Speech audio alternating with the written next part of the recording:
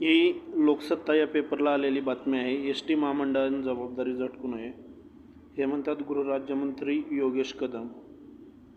तुम्हाला माहीत असेल, स्वारगेट या ठिकाणी एक घटना घडली. परवा दिवशी फलटणला जाणाऱ्या तरुणीवर अत्याचार झाले. तो आरोपी फरार झाला. त्याच्यानंतर 8 टीमा पोलिसांनी तैनात केल्या आणि आज तो आरोपी सापडलेला आहे. मध्यरात्री तो आरोपी सापडलेला आहे. त्या आरोपीचं राजकीय कनेक्शन देखील होतं. बऱ्याचशा बॅनरवर त्याचे फोटो देखील होते आणि त्याच्यावर बरेचसे गुन्हे देखील दाखल होते. तो आरोपी होता तो एस टी स्वारगेटचं मध्यवर्ती बसस्थानक आहे, त्या ठिकाणी फिरता फिरता त्याने हे कृत्य केलं. एका मुलीला गोड गोड बोलून फसवलं आणि तिच्यावर अत्याचार केले. त्याच्यानंतर तो तिथून निघून गेला. 23 सुरक्षारक्षक होते तिथं. 23 सुरक्षारक्षकापैकी एकाला देखील ही घटना समजली नाही. ती तरुणी ज्यावेळेस तिच्या इच्छेस्थळी फलटणला जाताना निम्म्या रस्त्यामध्ये गेली. तिच्या मित्राला तिनं सांगितलं फोन करून. त्यावेळेस मित्राने तिला रिटर्न पुण्याला पाठवलं आणि पोलिसांकडे कंप्लेंट द्यायला सांगितली.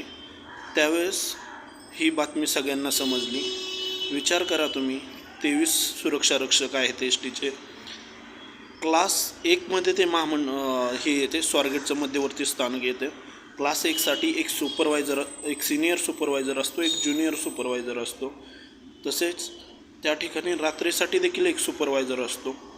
पोलीस तिथं पेट्रोलिंगसाठी करताना पोलिसांच्या देखील लक्षात आलं नाही. त्या ठिकाणी जी शिवशाही बस उभी होती भंगारात हे करण्यासाठी, त्या ठिकाणी अक्षरशः कंडोम आढळून आले. त्या ठिकाणी चादरी आढळून आल्या, स्त्रिया आणि पुरुषांचे कपडे आढळून आले. विचार करा तुम्ही, ही लालपरी गावागावात पोचलेली आहे आणि एक सुरक्षित म्हणून मानली जाते.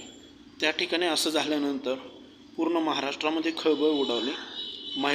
केंद्रीय महिला आयोगाने विशेष म्हणजे त्याची दखल घेतली.